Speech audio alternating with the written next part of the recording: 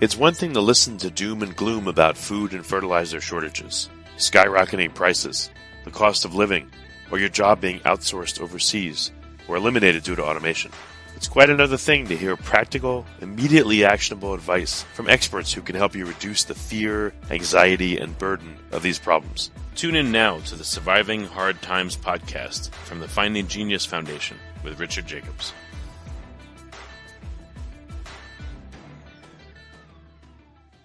Before we begin, a note from our sponsor. I'm Richard Jacobs, Executive Director of the nonprofit Finding Genius Foundation and host of the Finding Genius podcast.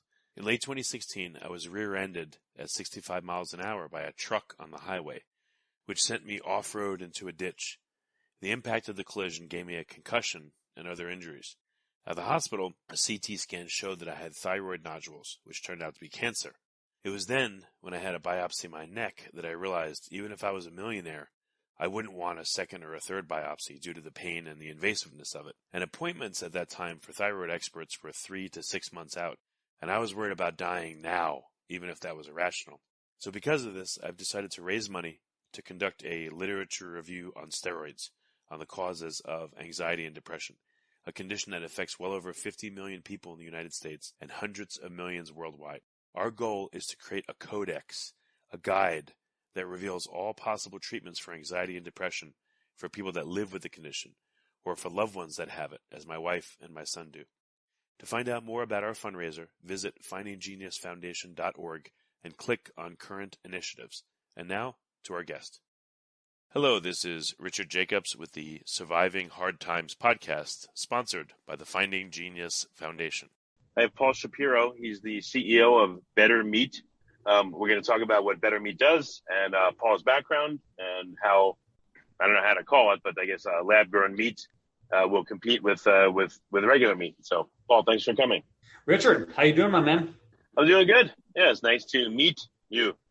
Very good, very good. Let's get to the meat of the matter. Tell me a bit about your background and how did you end up in this industry and forming this company or being the CEO of this company? Sure. So if you think about, Richard, the fact that the planet is not getting any bigger, and then you contemplate the fact that humanity's footprint on the planet is getting bigger, you realize that we need to do something. Because one of the primary ways that we leave that footprint is through our food print, principally in the amounts of meat that we eat. It just takes a lot of land, a lot of water, a lot of greenhouse gas emissions and more to raise and slaughter billions and billions of animals for food. And the problem is we have 8 billion of us on the planet. Most of the people on the planet want to be eating more meat, not less. And we're going to add another couple billion people to the planet in the next 30 years. So again, if the planet isn't getting any bigger, how are we going to feed ourselves sustainably into the future without just destroying the rest of the planet, raising the rest of the forests and so on? And so what I have devoted much of my life to is figuring out how we can wean humanity off of this addiction that we have to raising and slaughtering animals for food. If we're going to solve the climate crisis, we have to wean ourselves off of fossil fuels and wean ourselves off of animal agriculture. And so with fossil fuels, there's lots of ways to get energy without fossil fuels: wind, solar, geothermal, nuclear, etc.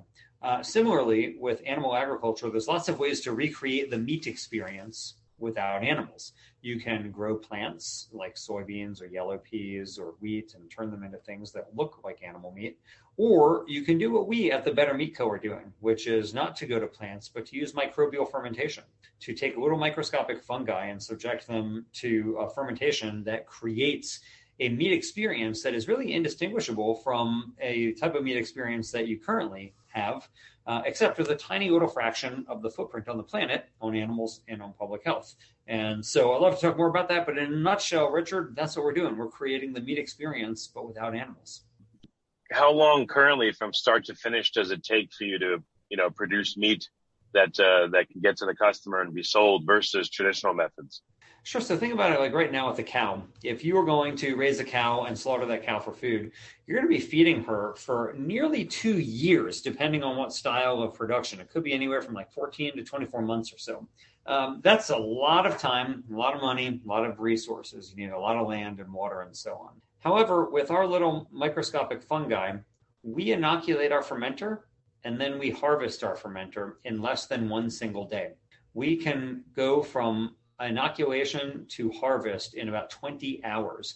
And so this is a tiny fraction of the land and water that's needed to raise animals for food, while at the same time producing an experience for the end consumer that is really identical.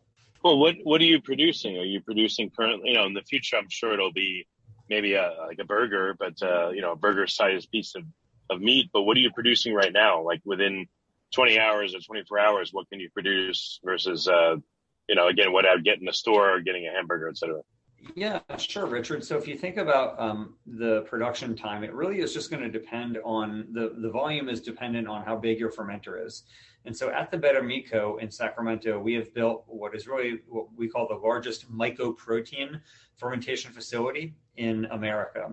And so we have fermenters that stretch 3 stories into the air, and we can produce thousands of pounds of product. So we're not, producing one burger at a time here. We're producing lots and lots of burgers at a time. But we are an ingredients company. We are not a company that is selling burgers or steaks on the market. Rather, what we're doing is creating ingredients that we sell to food companies like Hormel Foods and others for them to utilize in their products. And so we want to create the most convincing meat experience that you can without animals, and then offer that to the big food companies so that they can be in a position to reduce their own footprint on the planet by using fewer animals. So what are you fermenting? What's the substrate? And again, what does it produce and what does it look like and taste like, et cetera?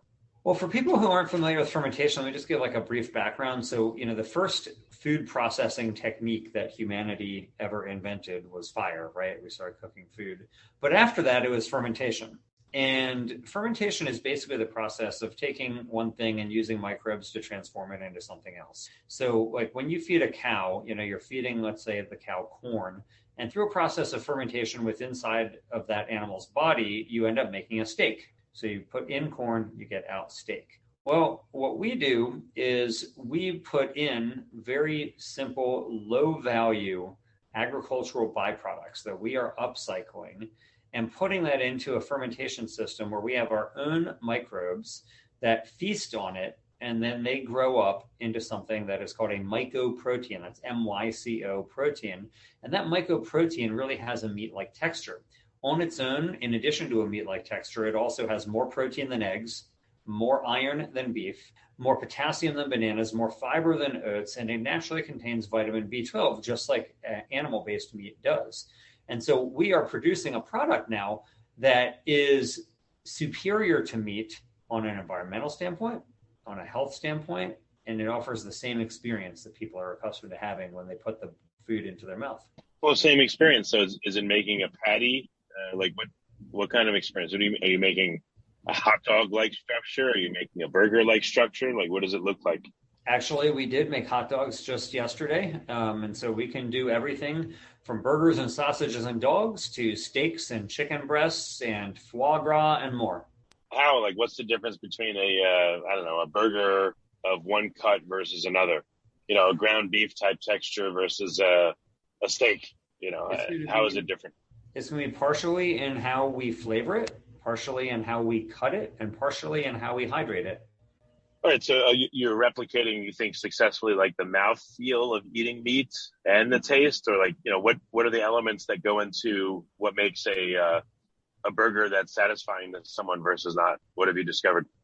In short, what you need to do is make sure that you're getting the right ratio of flavor, fats, and protein. So, typically when people eat a burger, let's say it's like 80-20. So it's 80% muscle, 20% fat. And so with our mycoprotein, it has virtually no fat in it whatsoever. So we have to add fat. And so the key is adding fat in a way that delivers the same type of mouthfeel that you get from a conventional beef burger. And so we're adding different blends of fats to make sure that when we combine the fat with our mycoprotein and then form it into a patty and flavor it like a hamburger, that you're not going to be able to tell the difference. Oh, where does the fat come from then? So we can use various fats, whether canola oil, sunflower oil, coconut oil, and so on. But typically we'll blend them together. Okay, so it's a blend of I guess it sounds like different vegetable oils that constitute the fat portion of the meat. Yeah, that's exactly right. Okay, so what are some of the easy things to make, and what have so far been some of the difficult things to make and emulate? Well, the lower bar in the plant-based meat world is to mimic ground meat. So hamburgers, sausages, meatballs, chicken nuggets, and so on.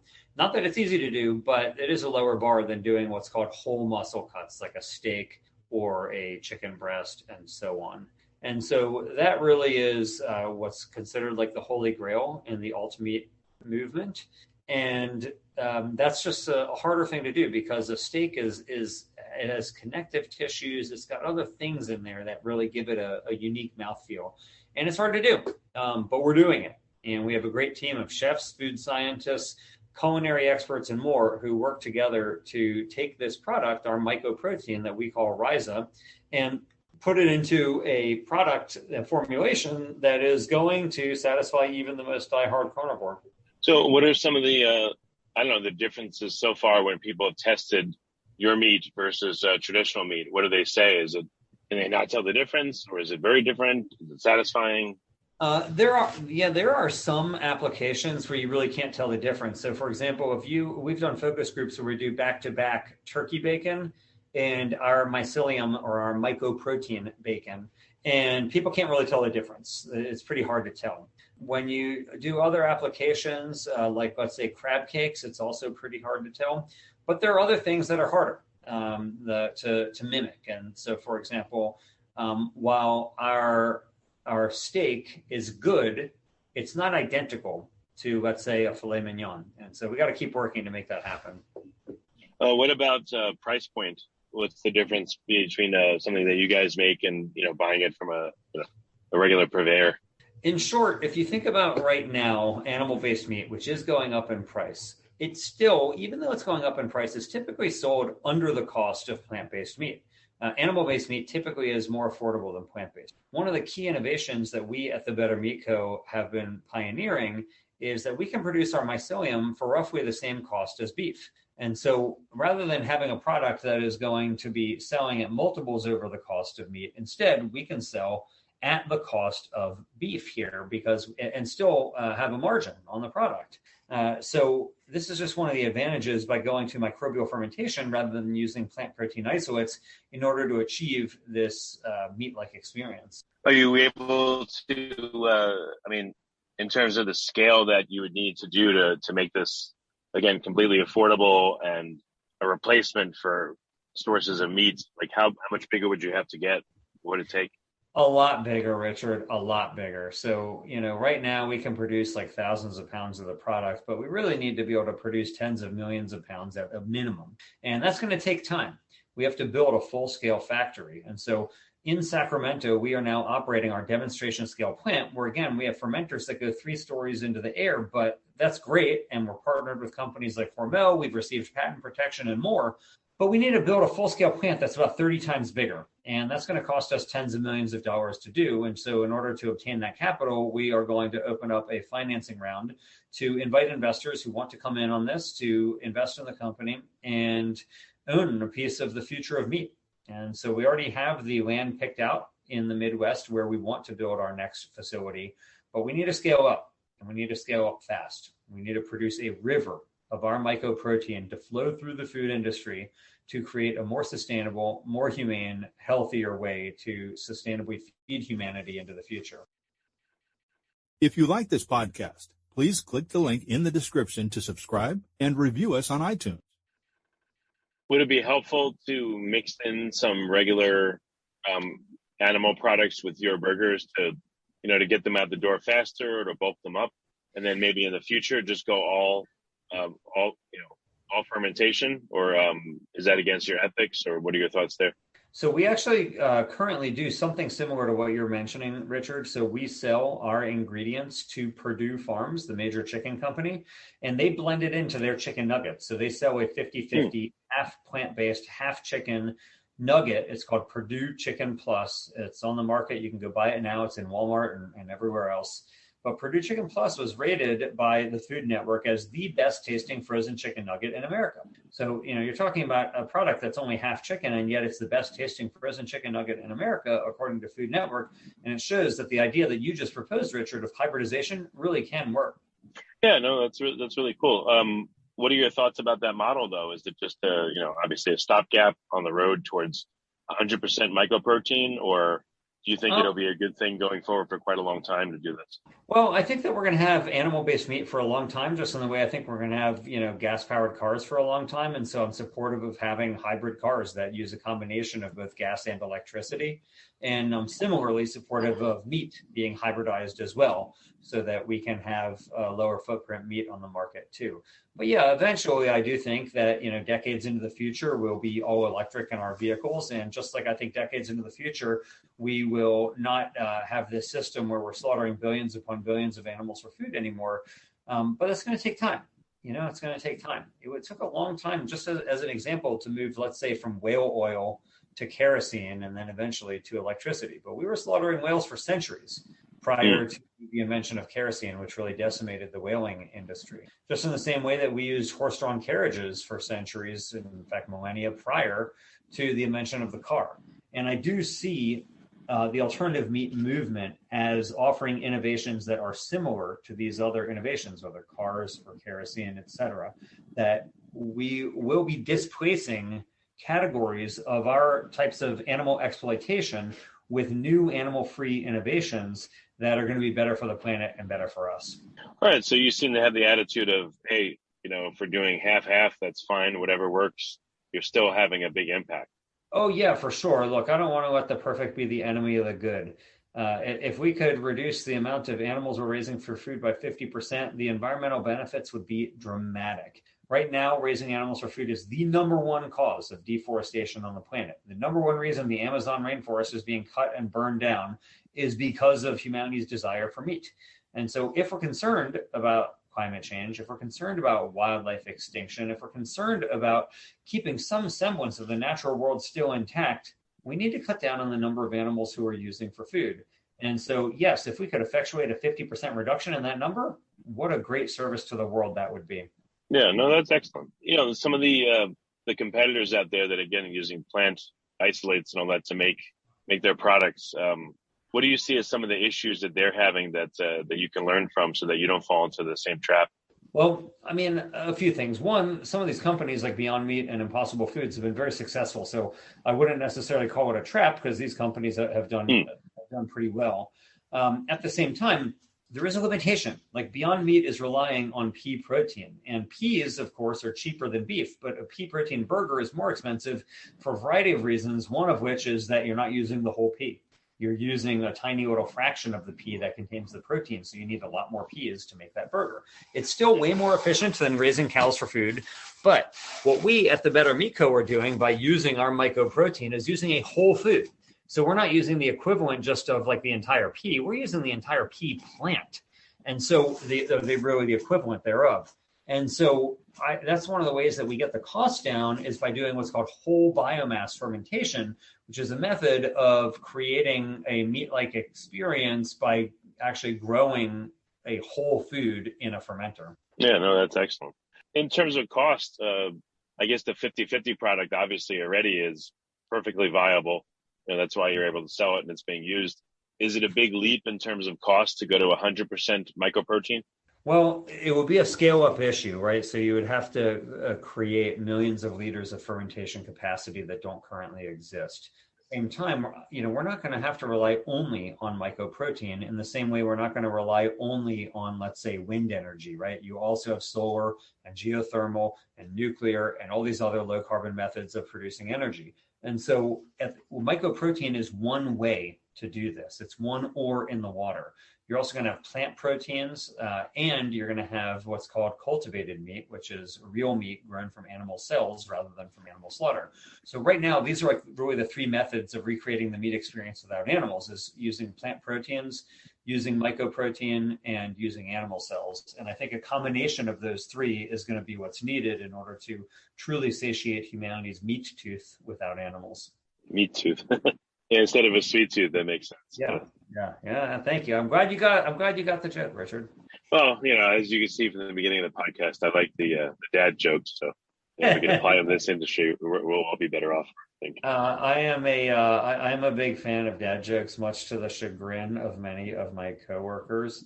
And so I'll see how many more I can work in here. But because I'm into chemistry, I always think, even if nobody's laughing at my jokes, I just keep on telling them until I get a reaction. You know how you'll know you've truly won is if one of the employees goes, "Dad, Mr. Simon," they get confused like that. Then you really know you've won. That's really funny. It would be a great day for me. Yeah. Well, excellent. I don't know. What do you see as happening over the next year or two in your industry? Like you said, you're going to be raising money to expand capacity, but are there other innovations that you have in the pipeline that you can discuss that you think you're going to make things a lot better and more scalable?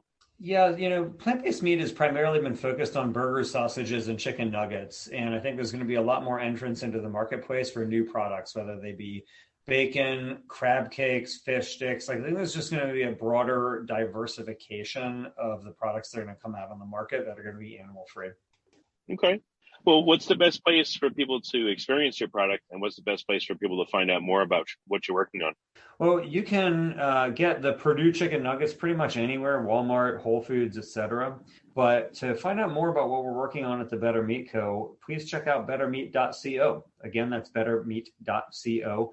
And get in touch with us. If you're interested in owning a piece of this company as we create the future of meat, we'd love to talk with you. If you want to work for us, we are hiring. And if you're interested in a book that I wrote on the topic, it's called Clean Meat, How Growing Meat Without Animals Will Revolutionize Dinner and the World.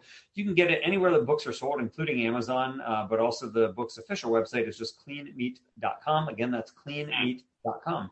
Oh, and I wanted to give tips to the listeners. So if someone is really feeling the impact of the higher prices of everything, but especially meat, is there a quick alternative that they can go to? Is there anything they can do to help themselves? So it's funny that you asked that, Richard, because my wife actually runs a great resource called Plant-Based on a Budget. So go to plantbasedonabudget.com and you can check it out. She also has a great cookbook called Plant-Based on a Budget, which shows you how to eat plant-based and save a lot of money in the process. So it's a great way to not only do right by your health and by the planet, but also by your wallet. Yeah, no, that's excellent. And then the last thing I want to ask you is, I should have asked you early on in the podcast, but are there any preconceptions or urban myths or, again, these kind of attitudes that you have to combat?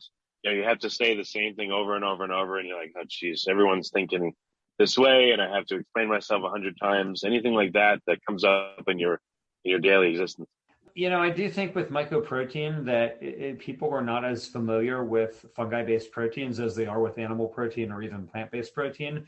And so it does require a little bit of an explanation. People are generally pretty enthusiastic about trying it, but most people don't think about protein as coming from fungi. And so that does require some explanation. And a lot of the times people think that you're talking about mushrooms because they think of fungi and mushrooms as synonyms, whereas it's not really true. A mushroom is the fruiting body of the fungi, but we do not grow mushrooms here at Better Meat Co. We are growing what's called mycelium, or the root-like structure that goes underneath the ground. And so that's what we grow, and that does require a little bit of information and education from time to time. Okay. Well, very good. Paul, again, it's been really great to talk to you, and thank you for what you're doing and for this call. I appreciate it. Awesome. Really nice to talk with you, Richard. Thanks again. Before you stop listening, ask yourself, what are 1 or 2 useful things you heard on this podcast that can help you overcome food and fertilizer shortages, skyrocketing prices, the cost of living, or your job being outsourced overseas or eliminated due to automation? Please like and subscribe and tell your friends and family about their Surviving Hard Times podcast. We're all going to need help now and in the near future.